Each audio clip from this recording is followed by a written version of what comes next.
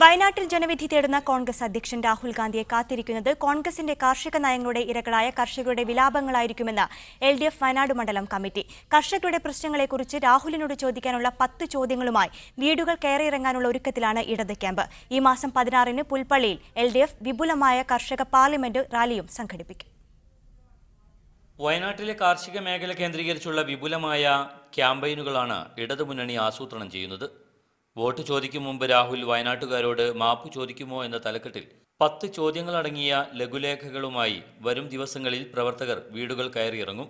കാർഷിക വിളകളുടെ വിലത്തകർച്ചയ്ക്കും ആത്മഹത്യകൾക്കും വഴിവെച്ചത് കോൺഗ്രസ് നയങ്ങളാണെന്ന ആരോപണമാണ് ഇടതുപക്ഷം ഉയർത്തുന്നത്.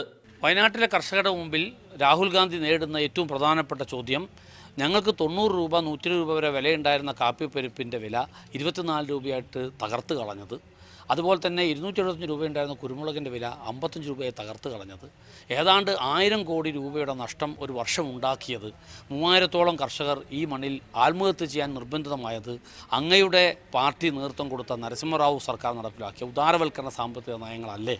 അത് തിരുത്താൻ നിങ്ങൾ തയ്യാറാകുന്നില്ലല്ലോ എന്ന ചോദ്യമാണ്. ASEAN കരാർ മുതൽ ഉദാരവൽക്കരണ സാമ്പത്തിക നയങ്ങൾ വരെ ചർച്ചയാക്കിയാണ് കർഷകർക്കിടയിൽ പ്രചാരണം നടത്തുക. ഏറ്റവും കൂടുതൽ കർഷക ആത്മഹത്യകൾ നടന്ന വയനാട്ടിലെ പുൽപ്പള്ളിയിലും നിലമ്പൂരിലും കർഷക പാർലമെന്റ് സംഘടിപ്പിക്കാനും LDFന് പദ്ധതിയുണ്ട്. ഫാസിസത്തിന്റെ ഇരകളായ ന്യൂനപക്ഷങ്ങളെ സ്വാധീനിച്ചും ജനാധിപത്യ രാഷ്ട്രീയ പാർട്ടി നേതാവ് CK ജാനുവിനൊപ്പം ആദിവാസി മേഖലകളിൽ രാഹുലിനെതിരായ പ്രചാരണം വ്യാപിപ്പിച്ചും മുന്നോട്ടു പോകാനാണ് മണ്ഡലത്തിൽ ഇടതുമുന്നണി തീരുമാനം. മീഡിയ 1 വയനാട്.